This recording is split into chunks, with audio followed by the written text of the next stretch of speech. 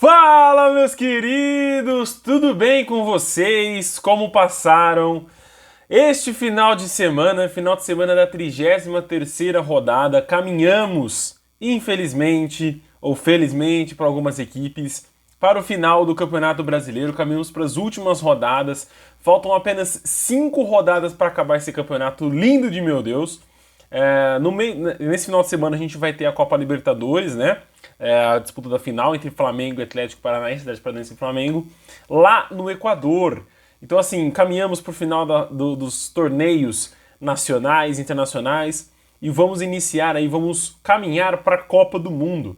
Então, se você quer saber curiosidades das seleções, quer uma cobertura completa durante a Copa do Mundo, né, com os resultados, os placares, minha opinião sobre os jogos, né, tudo que aconteceu dos jogos da Copa do Mundo, se inscreva aqui, fique aqui com a gente. Se você está chegando aqui pela primeira vez na Rede Contodaro, né, se é a primeira vez que você conhece aqui a página, fica aqui, assiste um pouco, fica aqui um tempo aqui no nosso canal no YouTube, no nosso Instagram também, vai lá conhecer, que lá eu estou postando as curiosidades das principais seleções. Estamos a 27 dias da Copa do Mundo, esse torneio que reúne todos os povos, né, todas as pessoas do planeta, para torcer pelas seleções dos respectivos países. Então eu vou pedir para você, se inscreve aqui, acompanha a gente aí durante umas 2, 3 semanas. Se você gostar do conteúdo, compartilha com seus amigos. Se você não gostar, cara, tudo bem, pode ir embora, tranquilo, e deixa aqui sua opinião por que você não gostou, tá bom? Fechou? Vamos fazer esse trato? Se combinado aqui com vocês, né? Mas, meus queridos, vamos então falar da 33ª rodada, e aí eu quero trazer alguns números para vocês também, de pontuação, de porcentagem das equipes, né, do que cada equipe está brigando que ainda vai brigar, né, até o final do Campeonato Brasileiro.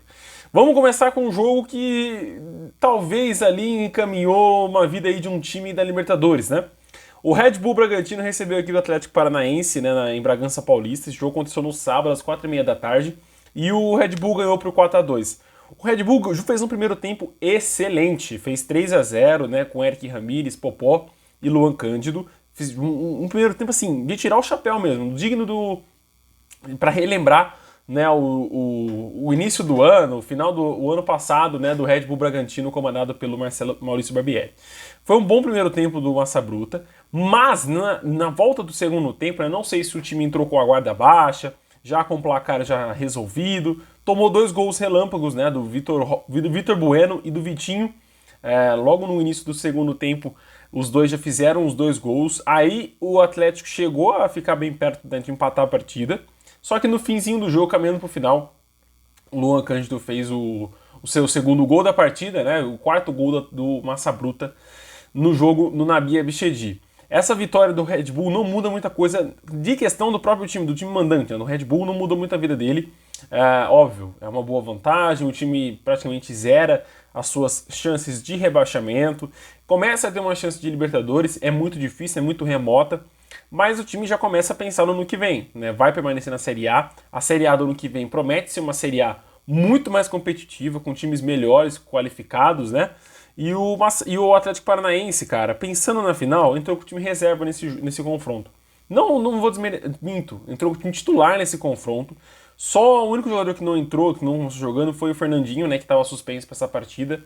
Mas, cara, eu acho que o Atlético Paranaense entrou, sabe quando você entra na partida, mas não entra colocando o pé assim na dividida, entra mais cadenciando o jogo, soltando a musculatura, sentindo como que tá o jogo, né? E mais se preparando fisicamente para a final do que taticamente, né? Eu acho que o Atlético Paranaense chega na final muito redondo, né? Amanhã, na terça-feira, vai jogar contra o Palmeiras na Arena da Baixada. Eu acho, provavelmente, o Felipão vai entrar com o time reserva, né, o time completamente reserva.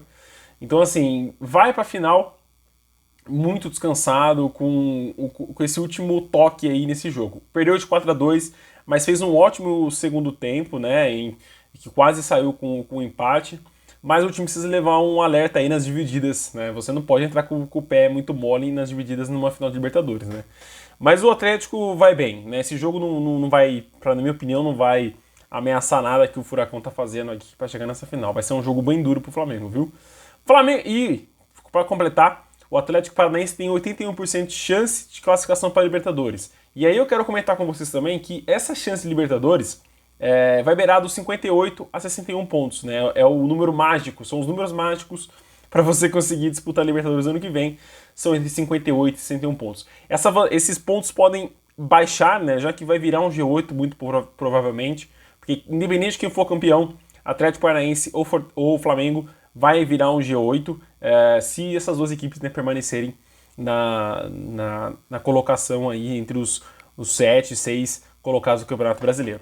Vamos falar então do Flamengo, né, que vai fazer a final contra o Atlético Paranaense, que venceu fora de casa a equipe do América Mineiro.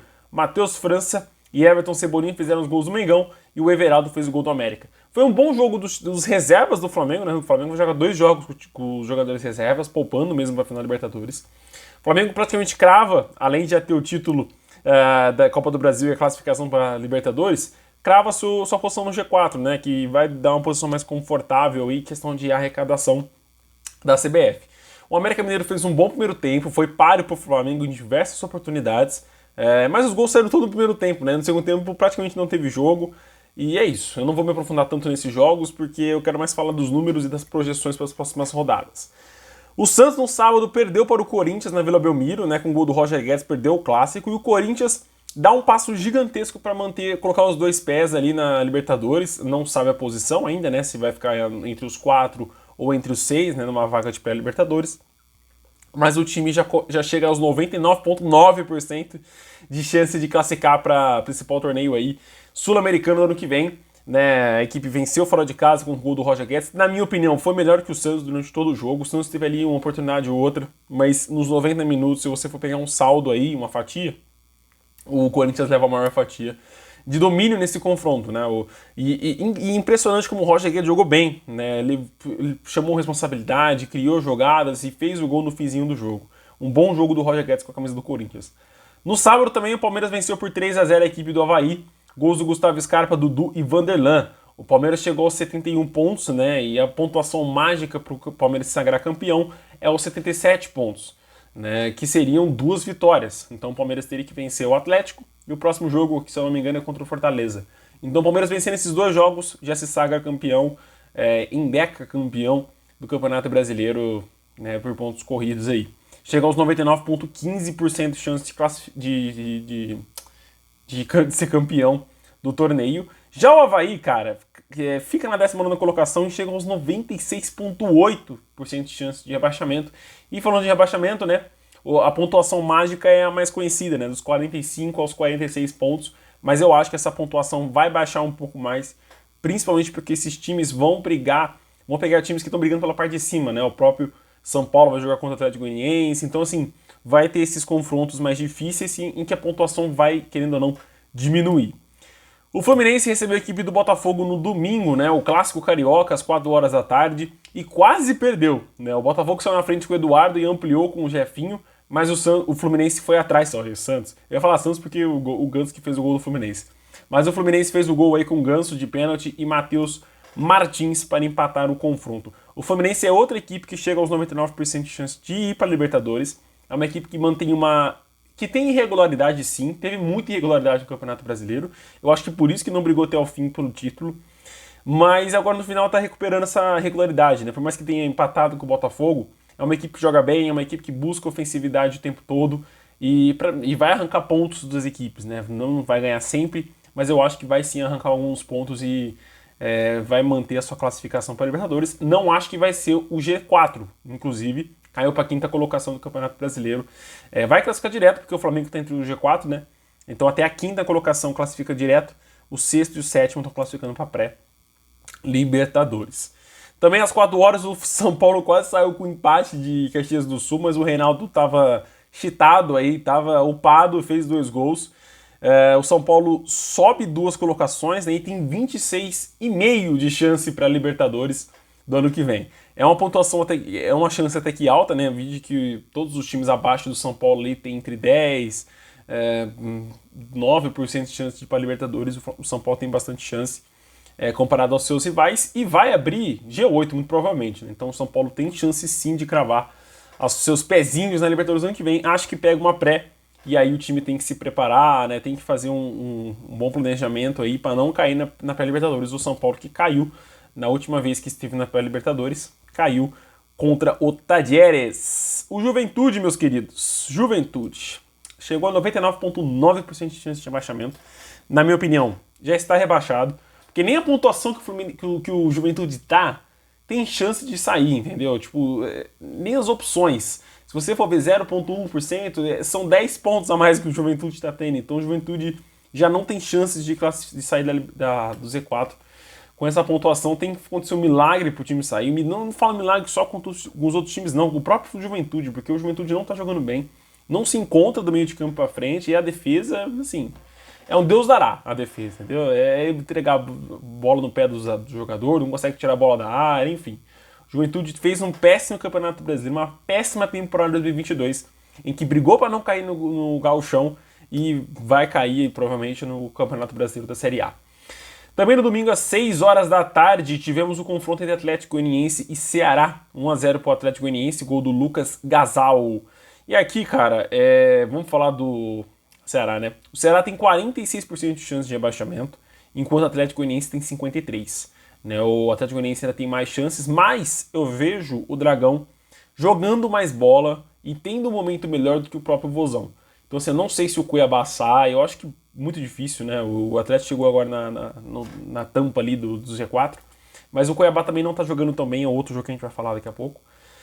Mas eu vejo o Dragão com mais chance de sair e eu vejo o Vozão, né, o Ceará, com mais chance de entrar na zona de rebaixamento. E entrar faltando 4 rodadas, né, 5 ou 4 rodadas para acabar o campeonato, é muito perigoso, né? O Ceará que tá empacado aí nos 34 pontos, é uma pontuação muito perigosa, pontuação que você não é certeza que você vai cair, né? Mas, enfim, e o time não tá jogando bem, né? Faz 6 jogos que o Ceará não ganha, não sabe ter vitória, muitos empates, o time empatou incrivelmente 16 jogos. Se empatar mais 3 joguinhos, né? Enfim, vai ter 2 jogos, se ganhar 2 e empatar 3, ele vai ter empatado um turno inteiro.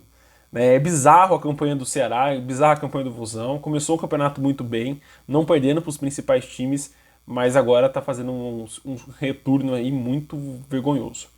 Falando de Cuiabá, o Cuiabá perdeu em casa para o Goiás de 2-1. Pedro Raul fez o gol e Vinícius também fez o gol do Esmeraldino. Pedro Raul saiu machucado, né? Não sei qual a gravidade da lesão dele, mas o Davidson descontou para o Dourado. Né? O Cuiabá que chega aos 75% de rebaixamento. Então assim, gente, resumindo sobre as chances de rebaixamento. Eu acho que vai ficar entre os 6, né? Vai ficar entre Juventude, Avaí, Cuiabá, Atlético Goianiense, Ceará e Curitiba.